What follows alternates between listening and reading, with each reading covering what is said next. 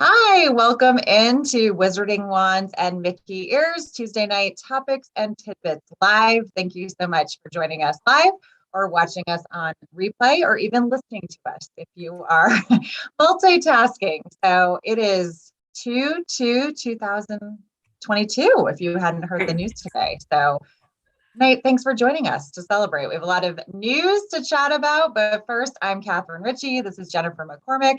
Thanks for being here. Jennifer's just sharing it out um, with our different pages. So once we do that, we'll kind of get into everything. But thanks for being here. A lot of news, even just up until an hour ago when we were jumping on to get ready to chat. So as always, if you are new here, welcome back. If you are welcome. Yes, welcome back in.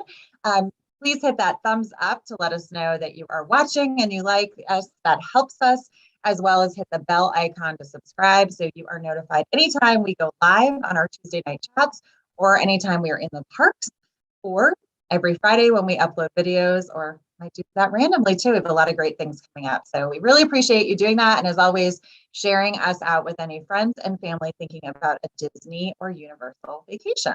So happy many things on Tuesday. It's Taco Tuesday. It's Taco Tuesday. Yeah. In my life, we were supposed to, I think it's Snowmageddon here. And it didn't quite end up with Snowmageddon, but, lots was, determined to be remote at the last minute. We just never quite know exactly what's going to happen. And so the kids had, not officially a snow day. It was like a remote work day, but an asynchronous remote work day. And so of course we put them to work shoveling and making dinner and busy. Why we had children. That's right. My kids had snow days Thursday and Friday. Did they? Last week. Yeah. So they Friday. And then they had yesterday off. So they had a 4-day weekend. Well, how nice for them. Well, yeah, my kids were off on Monday. I know. I have no sense of time, clearly. I thought today felt like Monday all day. Yeah. It's not. We're here live. We are. Yeah. So if you are watching, we love if you comment where you're watching from, or as we're chatting, if you have questions, or again, watching this back, throw it in. We still see that as well. And then a lot of the things that we mentioned, we'll link below as well. Yeah, and if you've got questions at all, throw them in the chat. We're monitoring the chat, keeping an eye on that. Sometimes there's a bit of a delay, but I try to acknowledge some of those questions that might come up in the chat. So not necessarily a huge news week, but still, some information that I think is beneficial to know and to be aware of. And then, we'll talk a little bit more about some of our upcoming trips, just so you know what to expect from us and, our availability and all our live streams and all that good stuff. Absolutely. So I still can't believe it's February. So I'm having trouble that you have a trip very soon you're going to talk about. We'll talk about that at the end. Next week is March. Yeah, I know. It's crazy. Right. Well, I guess, we talked a lot about the masking updates last week, but yeah, so the Disney World, Disneyland, Universal Studios now are all, mask optional if you're fully vaccinated. And really the big differences are that at Disney World, when you're using, quite a bit of transportation, the request, or I guess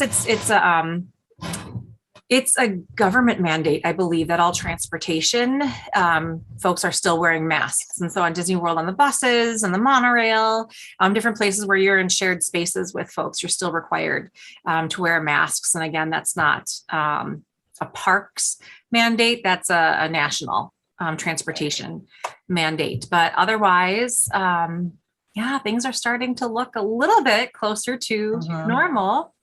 Right. And we know there's people who've kind of waited for this to happen to go ahead and book too. So, and one thing to note too, when it says if you're fully vaccinated, it's that it's an honor system. There's no checking of vaccination status or having your cards or anything like that. It's just that honor system that you would respect that. So just something to keep, we do get that question occasionally. So something to keep in mind. Yeah. Well, this past week, anyone who is booked on a reservation at the Grand Floridian received notification this week, around construction at the Grand Floridian. It didn't really spell out exactly what that construction is, but what we know is that the Disney Vacation Club at the Grand Floridian is expanding one of the existing buildings, the Big Pine Key building, to DVC studios, studio villas that will eventually be sold through the Disney Vacation Club timeshare program. And so what's happening is they're fully renovating that whole building. So the building is closed, and folks won't have their room reservations in that building because they're closing it off and renovating all of the rooms and converting the building to a Disney Vacation Club villa building. And so the rest of the buildings, of course, will still have guests in them. The email indicated that folks might see or hear construction during, it says between dusk, or folks should not hear noise between dusk and 9 a.m. So 9 a.m. during the day, they'll be working on the buildings, and that they might see construction materials during the day. But my guess is, I've stayed at several resorts where they were doing room renovations just over the past year. And the only thing I ever noticed was materials. And so, Disney's really good at using golf carts and motorized golf cart and cart type things for everything, not just for moving materials, but for like carpeting and TVs and, all of those things that they're putting in those spaces. And so I'm assuming that that's what they mean by this as well, as, a lot of those large carts coming through and moving materials in and out of that building. So stay tuned. We'll let you know if we hear more, but that's my expectation based on the construction that I've seen in the rooms for Saratoga Springs and at the Polynesian when we were staying there. So we'll see what that looks like. The rendering of the rooms looks really nice. And so, I actually I looked at it and thought, gosh, I hope they do this to the rest of the rooms now. I know. It feels like it was kind of that preview of, okay, we're going to do it here. And I would love to see it roll out. I really hope they do. I mean, they look really classy, still very classic, nothing overly modern, but modernizing, the Grand Floridian look. So, right. And for those not familiar, Grand Floridian is the closest, contemporary too, but right there near Magic Kingdom, kind of that classic, just from every angle, from the water and from the monorail, just a beautiful resort, a huge resort as well, with a lot of different room accommodations, great pool, but considered a deluxe resort. Right. And I mean, so when folks think about resorts, if you're not familiar with the Disney resorts, the bulk of them are multiple buildings. And so the Grand Floridian Resort is multiple buildings as well. So they've got the main, what do they even call it? Just the main building with the huge atrium that you're familiar with. If you're familiar with the Grand Floridian, the shops and the food and the rest of that. And then off to one side, there's a building of Disney Vacation Club villas. And then there are, 4 more buildings that are around the pools and separate buildings. There's one that's specifically a club level building. And so when they're when a whole building is closed for room renovations, you're not adjacent to that. You're in a whole different building, right? For that experience. So absolutely. So really pretty property, but as you can imagine, with that many resorts and there's always construction somewhere. So, but it is very well managed. Even when I was at the Contemporary in October, and there was major construction happening inside and timeline they were trying to finish. I mean, it really did not disturb what was happening, which is pretty amazing. So they know what they're doing construction wise, of course. So, and making it as possible as you can to still have a great vacation. So. Right. We saw kind of jumping over to Epcot and the wait for Tron. Jennifer was just talking about, what did you say? It was 2 years ago. Was it 2 years today? Oh, are you talking about Tron and Magic Kingdom? Yeah. Or Tron and Magic Kingdom? I am just making stuff up. Or just making sure you're listening. Because there's the Guardians of the Galaxy ride coming. Yes, I'm really excited about both of them. Yeah. Guardians is supposed to be opening this summer. I've got 2 Disney World trips scheduled this summer. So if I don't get to see Guardians, I'm going to be really have to extend your trip. Yeah. Okay. Sorry. I don't think there's any more extension to be happening. But for Tron, there has been more progress. So we've seen, some pictures posted on Instagram, on mickeyblog.com and different places talking about, what we're seeing for progress on Tron.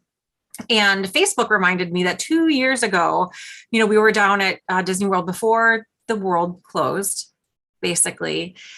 And, before COVID was really a thing here, we knew what was going on. And we were there for Princess Half Marathon weekend. And a couple of my pictures were us in the test seats. So they had test seats out in front of the Tron construction where you could actually, straddle the kind of bicycle type seating, and you laid up, on it, but it was elevated. And so you're kind of leaning up against it, holding onto it, sort of like a bicycle, motorcycle type of thing.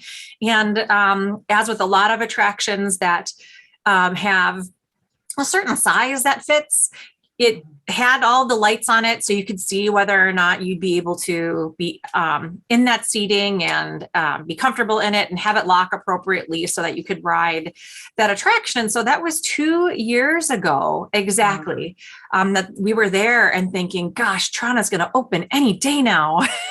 Yeah. 2 years. Yeah, it is pretty crazy. Yeah. So. There have been no announcements on when that's coming, though. No. Yeah, I don't know. Part of me feels like I'd love to see it happen before the holiday season, this, late fall, early winter, but I don't know. I think it's so hard to know. I think we just keep hearing stories or seeing pictures because people are so excited and because we haven't gotten any updates. Like we just don't know. So, and because if you're such a great vantage point when you're on the People Mover. The People Mover, and then over by Goofy's roller coaster too. Right. That's right. Very good point. That view back there. So if you've been to the parks, or it's hard to miss from those areas. So you would see what's happening, but hopefully sooner than later. We're certainly hoping on that too. Well, we've got a note in the chat that a popular Disney rumor site tweeted 30 minutes ago that Guardians is opening Memorial Day weekend. See, I must have had ESP of some sort. There you go. I hope they're right, because I'm going to be there June 2nd for my daughter's birthday weekend. So that's really good timing if that's the case. So Paul, I hope you're right. I hope they're right. Oh, interesting. Yeah. Yes. Yeah. Oh my gosh, that would be great. That would be great. So yeah, Guardians going in at Epcot. Very excited. Time to brush off the virtual queue. Skill there, because I'm sure when it opens, it'll have a virtual queue at the beginning, like all of the Disney attractions have. So. Oh, absolutely. Absolutely. Especially now that they've, taken away from Ratatouille and things like that. So for sure. Right. Yeah. Well, that's exciting. Well, speaking of we call it pre-pandemic times, or Jennifer says before time somewhat. If you're seeing some news too, that the parks are at or near capacity this week. And that's for a number of reasons. It's East Coast vacation. This is February vacation on the East Coast. It's obviously, Jennifer's going to talk about a few people going down to run. Right. Yep. Runners as well. Also, I just think people in general who have delayed trips and decided to push off until February, we typically see busy. It's Valentine's, who knows. But the parks, we've not seen this in quite a few months where we're seeing parks at that capacity. And so I know you think, oh my word, at capacity will I get in? We don't know the actual percentage. We can tell you that, but they are not where they were pre-pandemic. And Jennifer was there the closest to when the park shut down. And so know that, that's when you're saying, and I remember too, body to body, or you could lose a child. Well, yeah. I always say when we had to, hold hands and walk in a chain and kind of shimmy through groups of people, I'm not exaggerating. That's what it was like in those times. And sure, there are going to be a few spaces where you'll see a bottleneck here or there, but this is still not that. Yes, wait times are longer for rides and things like that. This has been an incredibly busy time to visit. I'm really interested to see what summer brings, because I feel like summer is sparse in comparison to the trips and the bookings that we're seeing right now. I think a lot of people have realized summer's hot. I want to go in the spring. I want to go. And there's this traditional expectation that summer's packed. Spring is packed. Fall is packed. The week between Christmas and New Year's is insanity, but these break weeks. So fall break up here, students tend to get, and teachers, an extra 2 or 3 days off. Flights have historically been through the roof, at least 2 to 3 times what I would normally pay. And this is pre-pandemic as well. So things were ramping up then, but this winter break week, like you were mentioning in the Northeast, incredibly busy time to travel pre-pandemic and now. The difference is now we have a park reservation system that never existed before. Before you had a ticket, you were getting in. And that ticket in some cases may have been dated, but it could have been an annual pass. It could have been a ticket you purchased, a couple of decades ago and still held on to and just entered the parks with. Right. And so, and it was a rare day when folks were turned away from the parks. There was a capacity number, but we know that that's different now, that they're looking to manage those crowds for a better experience overall. Right. So, and that's the reason for it. So again, making those park pass reservations is key. I mean, we talk about it like broken records all the time, but especially, you don't want to have that moment of panic that you booked your flight, you have your trip, and then, oh, I can't get into the park I want to get into. I've seen more reports this week of that just on random social media of people running into that who haven't traveled, who haven't been paying attention, who were used to the old Disney, showed up, thought that they could purchase a ticket and go into the parks, and they were turned away because the parks have been at reservation capacity. And, lots of scathing reviews, how dare they, so on and so forth. But I mean, the truth is an ounce of planning really helps in making sure that you're going to have that great trip. And that means that it might be a little bit harder to plan more last minute travel. Certainly don't come down without a park ticket. Maybe there are other places to go. There are definitely other places to go. But that's why we're agents with Mickey Travels and Let's Adventure Travel. So if Disney isn't an option, Universal could be. But yes, you want to make sure you have those reservations and also know, you can keep watching it. I mean, I even saw in the span of a day where Magic Kingdom was showing full. A few hours later, get in, get those couple more. So it just depends. But yeah, I think, and I think it's that typical busy time right now, people who delayed trips. And then I think this is what we're seeing in the pandemic, that people say, I'm going to take my kids out and have a trip. I want the memories. I want to live in the moment kind of thing. I think it's all of that culminating, coming together too. But yeah, you're right. If you don't like traveling in the summer, this is your season, or you're waiting until the fall as well. So please make those park pass reservations. We have a great YouTube channel. It's a step-by-step of how to make that My Disney Experience account, which you have to create that if you want to visit Disney. Really breaks it down and makes it palatable, as well as the park pass reservation videos. You can find those on our YouTube channel, a lot of other how-to videos that help you as well.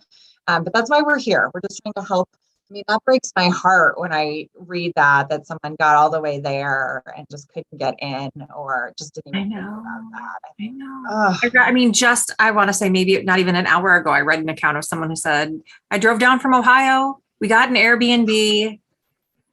Couldn't get in. It wasn't me, but yeah, I know. I wasn't even thinking that.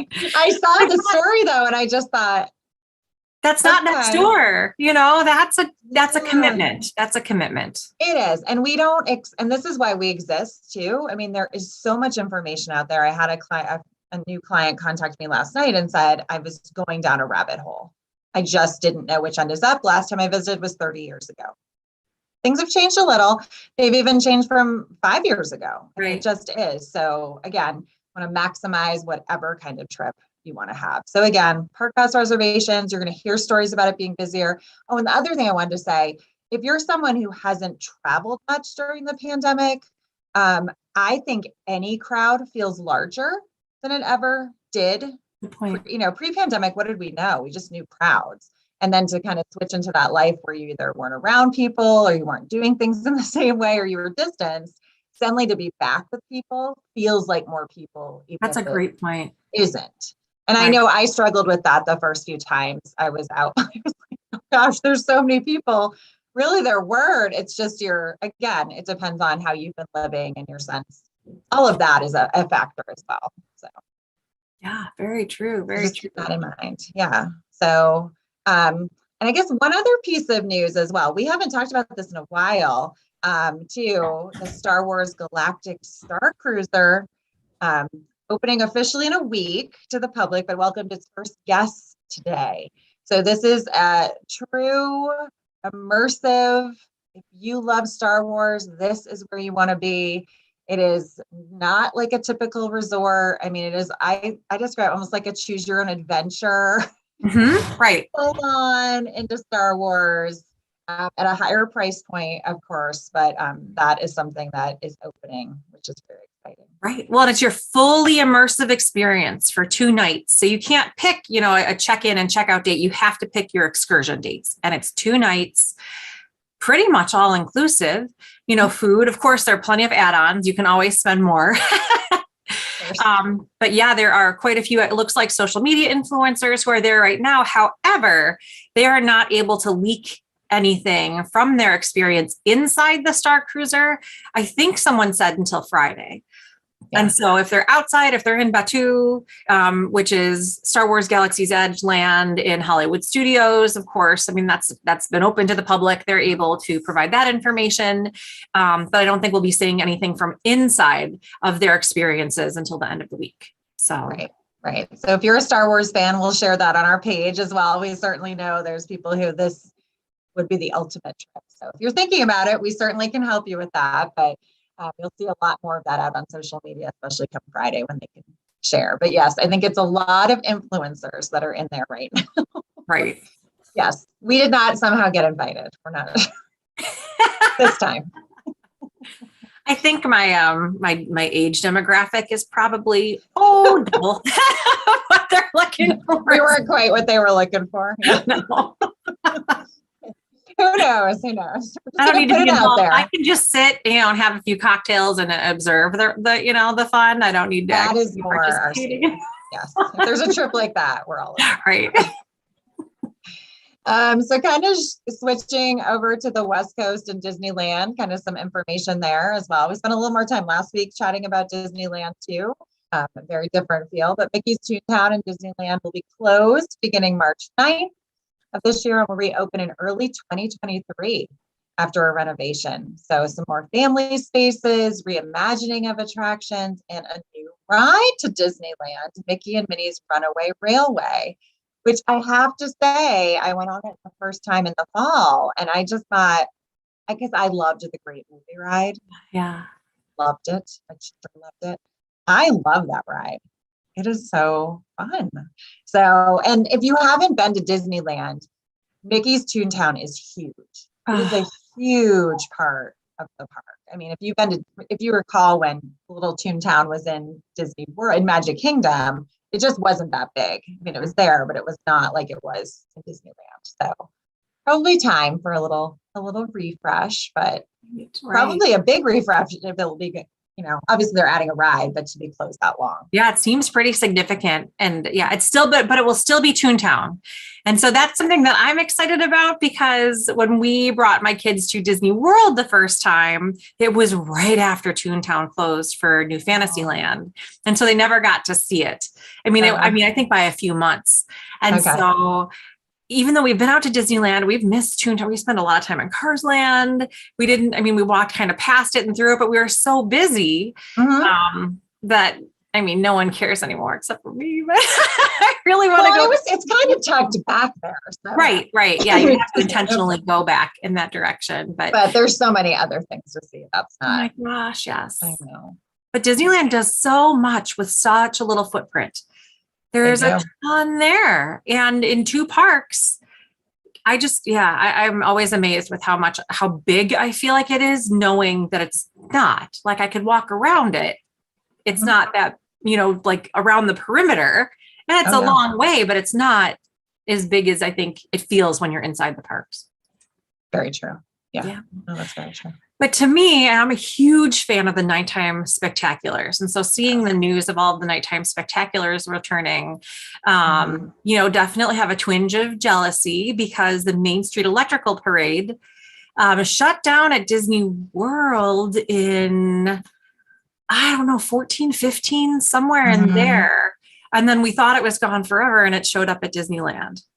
Yes. And then pandemic happened and I thought, oh, they're not bringing it back. Oh, they're bringing it back, and they're bringing it back with new floats and Encanto, and it's going to be the Main Street Electrical Parade on steroids. And so that's coming back April 22nd to celebrate its 50th anniversary. And I keep looking at flights to LA thinking, is there any way can I make it happen? Because it's a great, I mean, it's a great attraction. And I really wish Disney World would have a nighttime parade somewhere, because I know. There's just something about it. I know. Oh, I know. I saw that. And I know I've had people asking, we hear this often when Disney comes out with a new movie, when will they see the characters in the park? When will there be something? So, I mean, Encanto has such a following. There'll be something, but the fact that'll be worked into the parade tells you as well. That's usually a pretty good symbol that is very popular. But if you remember that, or that is appealing to you, the fact that that's coming back to Disneyland is really exciting too. It just seems so fast to me, because it took like a good year for Frozen stuff to get into the parks. And I know. Frozen was insanity too. It exploded so fast, and it took forever to get that into the park. So it's really nice to see something moving a little bit more quickly. Yes, absolutely. My personal favorites, World of Color and Fantasmic, are returning on May 28th. So again, Disneyland. So if you're not paying attention, we don't know when Fantasmic is coming back to Disney World, Disneyland. I know. They just keep tricking us. So again, at Disneyland.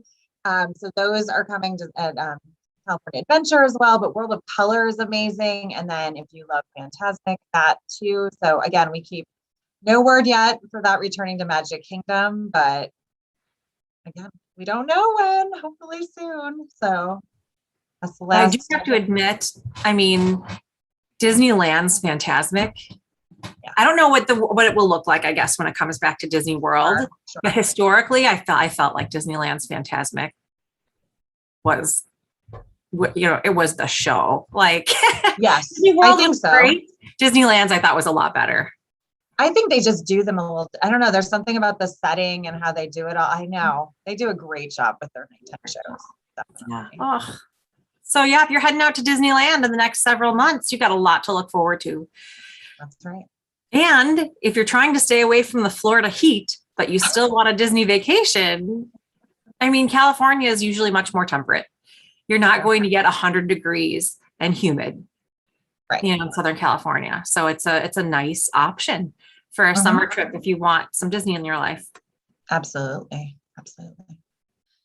Yeah. So switching to Disney Cruise Line as well. So an extended season on the West Coast. So I think we talked a little bit about this, but again, if you're thinking about some cruises or something a little different, the fact that there'll be some options going out of the West Coast this coming fall through spring 2023, which we can help you get booked now. And again, things to be thinking about cruise wise is the earlier you can book, the better. So that is our perpetual advice on that. Well, yeah. And these extra West Coast sailings just opened to the general public today. So yeah, now is a great time to start looking at some of those and making some plans for fall or spring if you're looking to sail out of California. Absolutely. So thinking about or have questions, I know. Again, just live on a cruise ship. Yeah. I know. Well, we're getting more news about the Disney Wish as well. We've learned that the Sweet Shop is going to be an inside out theme. So if you're familiar with Disney Cruise Line and the Disney cruise ships, of course, being a family friendly or specialized cruise line, you are going to have a highly themed sweets shop. I mean, Vanellope's, of course. Yeah, is a very popular place to go. My kids, had to go to Vanellope's. It's going to be an inside out theme. And then we learned that there will be a new premium experience for kids ages 3 to 12 on the Disney Wish called Olaf's Royal Picnic. And so if you are familiar with, if you've, sailed with younger, especially girls, there's been a princess tea party. That's a premium experience where they walk away with a doll and, lots of princess experiences. This, is akin to that, but it's it's more gender neutral. It's Olaf, and we'll have, they said that kids will get a reversible troll plush, themed picnic basket, some Nordic style souvenirs, a mandolin. So you get a mandolin because that's going to be part of the experience. And so it's something that that I think all kids are going to really enjoy. And who doesn't love Olaf? So they were going to say, who doesn't love a mandolin? No, I thought about, wow, because my kids, the first time I went to Alani, they wanted, or my oldest especially wanted a ukulele. Yeah, ukulele. And I mean, that thing, it was going. So parents, I know, I'm thinking, just leave room in your suitcase. Put that away. Leave some extra room for the things coming back. Yeah. The musical instrument. Super cute. So. Yeah. I think it's going to be adorable. I keep thinking, where am I going to find a kid age 3 to 12? Because really adults, it's not for adults. Adults participate potentially with their kids. You're paying a premium for the child. The adult then is, still a cost, but much more of a nominal cost because you don't have the same experience, but an adult chaperone is required. And so this is for the kids. You can't just pop in if you're an adult. But it looks adorable. So I can't wait to hear what people think of that experience. We'll look forward to seeing pictures or hearing from clients who get to enjoy it as well. Or maybe we'll get a sneak peek when we're on the ship as well. So. It looks wonderful. I know. Well, a few things we don't normally talk about, but did, want to mention is that, we talk a lot about the parks. It's what we work with most frequently. They're the easiest accessible types of trips, but through Disney, we are able to book also Adventures by Disney, which is a national and international, mostly family friendly premium vacation experience. And so if you are looking for international travel, if you are looking for an experience where everything is taken care of for you, where you have local guides, where you've got a Disney cast member taking care of all of the pieces of your trip, Adventures by Disney is wonderful. Some of them are adult focused experiences. Most of them are family focused experiences. And again, anywhere in the world. And of course, they come at a premium price at all, but really just a wonderful opportunity. There's one that I've been looking at that's just a short escape in Barcelona. It's just a few nights. And I keep thinking, how do I get there for that and then do a whole bunch of other exploration, in Europe on my own? I just want to have some of that premium experiences because when I look at the agenda of everything they have there, that's everything I want to do. And it's a ton of work to get everything booked and coordinated and, put that together for yourself. So, something worth looking into and something that we can book for you. And Disney is now also partnering with National Geographic for more adult focused excursions on 6 different continents that have that same high level of, Disney quality, and then also partner with the National Geographic Society and we'll have a National Geographic, what's the word I'm looking for? Expert, I guess, as part of all of these adventures, and, someone who will just be available to answer questions. They'll give lectures. And so, I went to a short training on this in the past week, and they look incredible, fully immersive experiences. They even will do some private expeditions. And so if you are looking for something incredibly high end and very exclusive for yourself or a family, maybe older children and grandparents, potentially something to take a look at. Absolutely. So signature land and river cruise options. So kind of similar to Adventures by Disney, where there's, it just depends what you're interested in terms of combining that as well. But just think of it as a premium experience, which is wonderful. So when you think National Geographic, you think of such beautiful places to visit as well. So group experiences usually between 16 and 32 guests, but averaging around 24. There's also a private expedition catalog as well. So if you want to look at even more exclusive events or something that really looks unique, you can look at that as well. So yeah, definitely, as Jennifer said, a premium experience, but a really unique experience as well that Disney is partnering with National Geographic, which is really neat. So even just to go on and see what choices there are. Oh, I'm ready. Sign me up. I know. Yeah. We'll take this one. Yeah. Oh my gosh. Well, I love the education focus of it. So it's the involvement, the travel, the high level of service, and also the education pieces to me is the full picture, the perfect picture. Absolutely. So just something else. Again, it's not just Magic Kingdom or taking a cruise. There's a lot of ways we can help you as well. And so for those who really love Disney, also a big announcement. So Story Living by Disney will be some residential communities building in different parts of the country. So this has been, you were saying, I mean, just kind of, we didn't really hear much about it before. All of a sudden it just was out and exciting and people are talking about it in many ways. We are not real estate agents, so this is not something. Nope, we can't help you with that. We'll come visit you, but we could be your neighbors eventually. Absolutely. Absolutely. No, but I mean, they look like planned communities. And sometimes I look at, when I looked at this, and even Golden Oak is a I guess, how would you explain it? They're mansions around, premium signature living. Right. Very specialized living. These look to be a little bit more potentially accessible, but I look at it and I think feels like they're melding in some of the original Epcot plans of actually being a fully planned community, with all of the pieces that you need. So with the art, with the education, with, shops and dining and all of those pieces for folks to take advantage of. So I'm really interested to see what this will look like. The first planned community is going to be in, I think, somewhere in Central California. I guess I didn't even look. I think so. I'm not exactly sure. Location, but these aren't, so this is not tied to a theme park location. Mm-hmm. These are going to be different communities in different parts of the US so far. Right. They've announced, so it looks really interesting. Yeah, so you could definitely Google it, or if you are not familiar with Golden Oak, that's a fun one to look up as well, or just, I'll go on occasionally and see what's for sale. Right. But yeah, so this will be, cropping up in a number of different places. So we'll keep you up to date as to what we hear, but it sounds kind of neat. Another avenue. Disney's exploring. Wow. Yeah.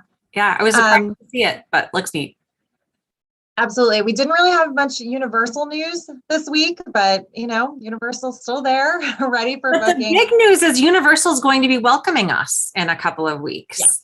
So we thought that was the big news. Yeah. We're part of a specially planned trip specifically for our agency, for Let's Adventure Travel, for several of our agents to go and, learn more about the Universal resorts and experiences and have some specialized training. And so Catherine and I will both be part of that in just a couple of weeks. Yeah, so we're excited. We'll spend 4 days with our colleagues and being completely immersive. So what a tough job. We have to ride some rides and eat the food so that we can report back. But when possible, we'll be doing some live streaming. We'll be capturing a lot of content for videos and pictures and telling you, sharing our opinions as we always do about what we liked and what we recommend. But again, all just so we can learn to help clients, which we love doing. So yeah, the countdown is on for that. Which I know, so soon. I'm really looking forward to it because, it's helpful to have personal experiences in the parks, but having, those extra training pieces and to know what to expect and what's coming around the bend and, what the parks really want to showcase as well is really helpful to have so that we can, be the best planners possible for our clients. Absolutely. But before we get to Universal, Jennifer's trip that we've talked about a lot, finally coming. So exciting. It's going to be hot. So, no, it shouldn't be too bad, but my daughter and I are heading down on Friday to Disney World, and we're going down for the Princess Half Marathon weekend. And I have mentioned this before. Big news from Run Disney today, I should mention, is that they finally have not just the dates out for the 22-23 race season, but also when the registrations will open for those.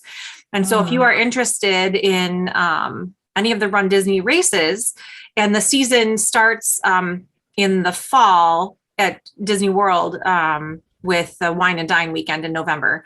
And so again, if you're looking to be a part of that for next year, definitely hop on the Run Disney website, take a look at the dates for when those will be announced. I'm already looking forward to 2023. I really want to do some of the springtime surprise races in April. Yeah. Those are open for booking August 23rd. I already have it on the calendar. But I mean, Disney World race weekends are something special. They really suck you in too, because, you know, the first time I went down for a race weekend, I specifically went for the half marathon. I had never run a half marathon before, trained for over a year. I was when was that? It was 8 years ago. I can't even do simple math. 8 years ago. And I had seen all of the lovely pictures of people having fun and using it as motivation to get in shape and to do something that they've never done before. And I thought, I think I can do this. I mean, the maximum time for the half marathon is, 16-minute miles, so about 3.5 hours. And I felt like, okay, 13.1 miles, 3.5 hours feels doable. I think I can do it. So I trained for it, did it, totally fell in love. But Disney sucks you in because in addition to having the individual races, they do a 5K, a 10K, and a half marathon, almost all race weekends. There's marathon weekend that has a 5K, 10K full marathon. Springtime Surprise this year has a 5K, 10K, 10 miler, but they have challenges. And so if you bundle your race registrations, you get to get up at 2:30 every morning and run a race. Somehow they make it look attractive. Like, I really do want to get up at 2:30 in the morning for 3 days in a row and run races. And it's a lot of fun. It's a real commitment to do all of the races. This year, my daughter and I are just doing the half marathon. I noticed that the 10K registration had opened and we would be there for that. And she, being the thoughtful young woman that she is, said, nope, no way. I mean, we've done a bunch of Disney 10Ks together. She said, I know what it's like to wake up that early in the morning. And she's a teenager. She's like, there's no way I'm waking up that early in the morning 2 days in a row. But I mean, she's right. We don't want to. That's not what this weekend is about. Right. But the races do start really early in the morning. They start at about 5 o'clock in the morning, because you're running on roads that, will then be open for folks to eventually get to the parks and get around property. And so those roads are closed, and, you're going through property. For Princess Half Marathon and a lot of races, they start in the Epcot parking lot. We run to Magic Kingdom, through Magic Kingdom, and then, back on to Epcot, and then through a part of Epcot before the race finishes. So it's a ton of fun. I intend to share some pictures. I don't exactly know how often I'll have my phone out. I think it's supposed to be really pretty warm and humid. And so there are times when I've run this race and I've been able to have my phone out quite a bit and taking pictures, no problem. A friend of mine did remind me that it was about this hot in 2018 when we ran the races. And I just remember thinking everything was so sweaty, I didn't want to drop it. So we'll see what I can get. Okay. But I'll do it in those spaces. But it's a lot of fun, and I want to share as much as possible. Well, sure. So next Tuesday, that'll be our focus too, is Jennifer will be freshly back from that and that experience and being in the parks. But if you're interested in that, I mean, you can definitely help you with that or answer questions as well. I'm a mom of 3. Jennifer's a mom of 2. And so there were some pictures I saw. You were sharing a lot of Facebook memories, I think today and yesterday. Yeah. Spaces with the girls. Great. And with Matt. So fun. So you can combine a race. We talk about this a lot, a race and a Disney trip as well. So just something to keep in mind. There's also a fun race if you take Disney Cruise Line. You can do, there's fun with that as well. So that's part of really every trip that stops at California. So there's ways of working it in if you want that experience, but I love that it's going to be a mother-daughter bonding trip too. So that's so fun as well. It'll be a blast. And we're staying at Pop Century for one night, and then we're heading on over to Animal Kingdom Lodge, Kidani Village, in a 1-bedroom for 2 nights, because in true Jennifer style, I booked the trip and was thinking, okay, well, we're just doing the half marathon. I don't want to pull her out of school too much. And then I thought, come on, she's a great student, no problem, nothing planned for Friday. So we changed our flight. We're, heading down a day early. So I added that night at Pop Century in advance of the trip that we had planned. Just cause I'm always extending trips by a day here, a day there. You are the queen of that. Yeah. Very successfully. Yes. I have to admit though, Delta is an enabler now, because since, when, everything reopened again after COVID, Delta has changed their policies now where you are able to, much like Southwest, edit your vacation. And if your flights are cheaper, then you get the credit. That's amazing. And so, I'm a huge fan of Delta. I've been a huge fan of Delta. They've always gotten me there. And I have stories, lots of stories. And I spent an arm and a leg after Southwest canceled a flight for my first Princess Half Marathon weekend. Right before I lost it. I was like, what are we going to do? Luckily, we had a tax refund coming because I spent the entire thing and then some on last minute one-way flights to get down, because there's no way I was going to be missing the first half marathon that I've been training for a year. But since then, they've been my go-to for trips where I knew I couldn't miss something. So anytime we go to Europe, Hawaii, some of these Disney trips where time is tight, I'm pretty much always flying Delta. Yeah. And we talk about airlines a lot. You can always search. We talk about that. Our page, if you're not part of our Facebook group as well, that is a great community to even just get on, and you can use the search little magnifying glass at the top and put in a topic, and you'll see a lot of comments come up from us, but also from community members as well. If you have a question, we love when people post in there. We talk about flights and airlines a lot as well. So kind of there's pros and cons. It depends where you're flying from and where you can find those cheaper flights. It depends if you're like me and I'm a heavy packer. A Southwest with free bags is lovely too.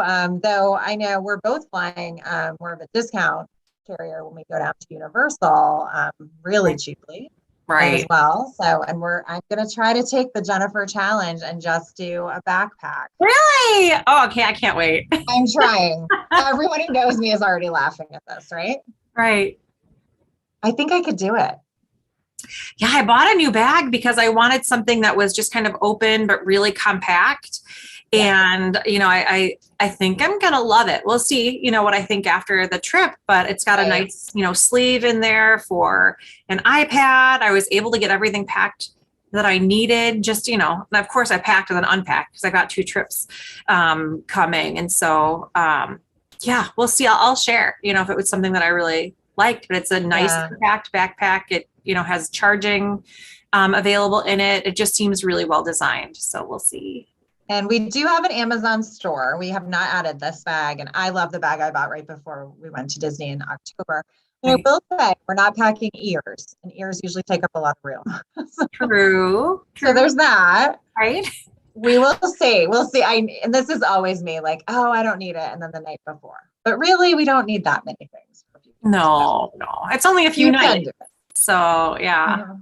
And we're traveling alone. We're not traveling with families or children or anything. Right. And that makes a difference too. Like, I'm more apt to book a discount carrier by myself because I'm by myself. And so if something happens, fine.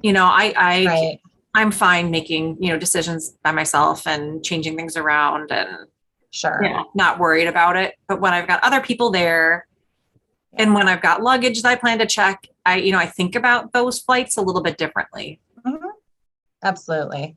And just know, especially the Orlando airport is one of the busiest airports in the country, as you can imagine. So always making sure you give a lot of time. And our little tidbit too is that return flight. And obviously Magical Express is not running, but there's so many carriers that are. And if you're traveling with a family and you have luggage and all of that, you want to give yourself time Right. when they say 2 to 3 hours, not kidding. And so you probably don't want to book a 6 a.m. flight out the next morning after your vacation if you can avoid it, because you do want to have enough time. And even if you think, oh, I don't need that much time, I PreCheck, it's a big airport. It's a big airport. And even wherever you get dropped off could be a ways to get to the counters. So if that deters you from packing as much luggage. I'm actually thinking about that, with Princess Half Marathon and what we want to do in that short time and, how we want to get back. And so we're pretty much, I'm packing a roller bag, but it's a small carry-on roller bag because I don't want to have to get to the airport too early. Yeah. But we'll see. But once you go through, check your luggage, go through TSA, it does take a long time, even with PreCheck. And we've had PreCheck for years and years. Really shortly after it was offered, I thought, okay, I need it on this. I know it's an investment. I've converted so many people. And so that's another little tidbit we would both say too.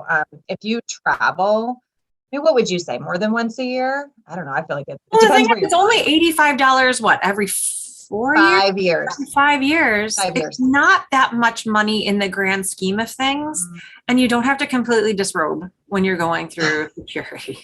You have to take off your shoes. Sure, if you've got an outer jacket on, you will take that off. But if laptops don't come out. Right. Nothing. Yeah, it just makes it so much easier. Like my kids have their own PreCheck because sometimes I have to, because of reward points with airlines, have to book them on separate booking numbers. So even though they're not traveling alone, they're of the age where they're not always completely covered by our PreCheck. And I only had to learn that lesson once. And I'm like, I'm not going through the normal security line.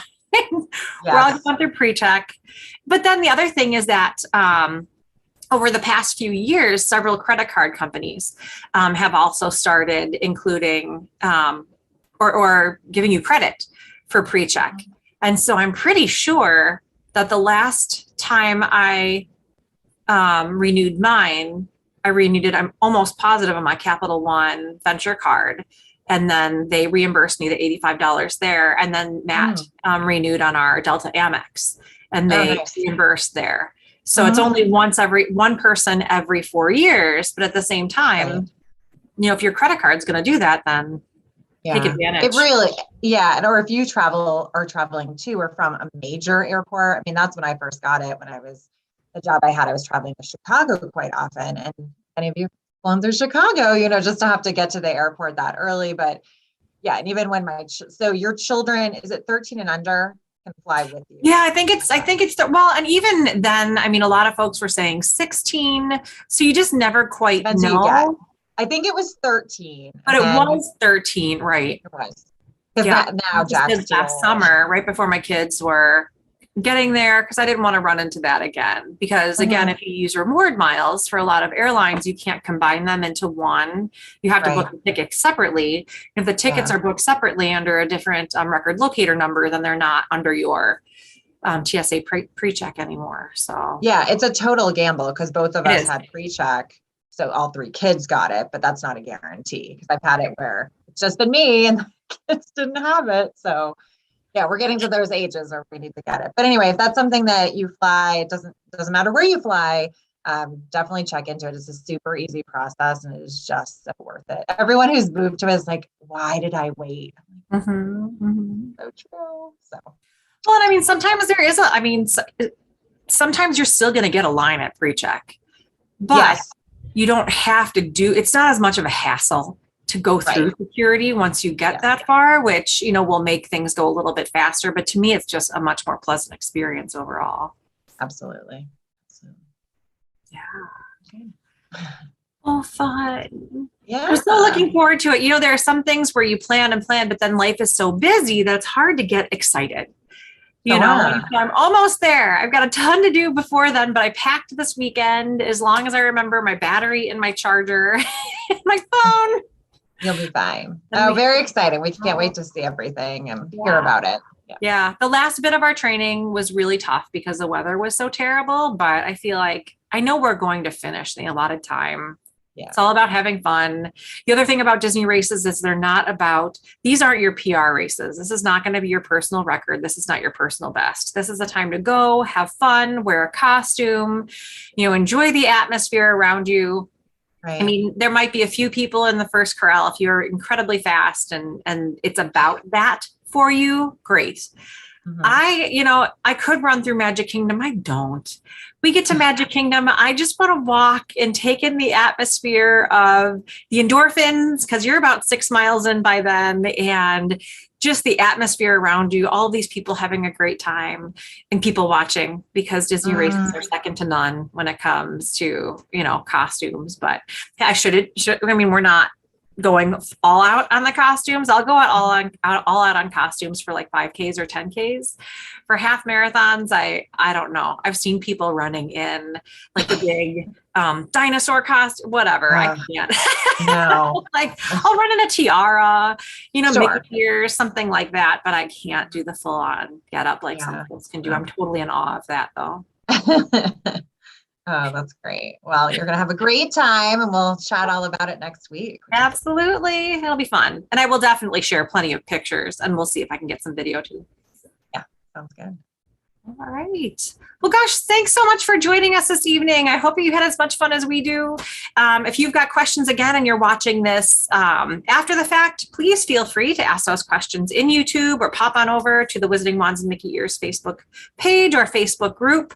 Come join us, join in the conversation, ask questions. And share your excitement as well. It's always so much fun when folks come in and share all of the experiences that they've had on their trips or what they're looking forward to. And so please join in that conversation. It's so much fun for us to see that. And if you haven't already, be sure to subscribe to the channel if you're new to this channel.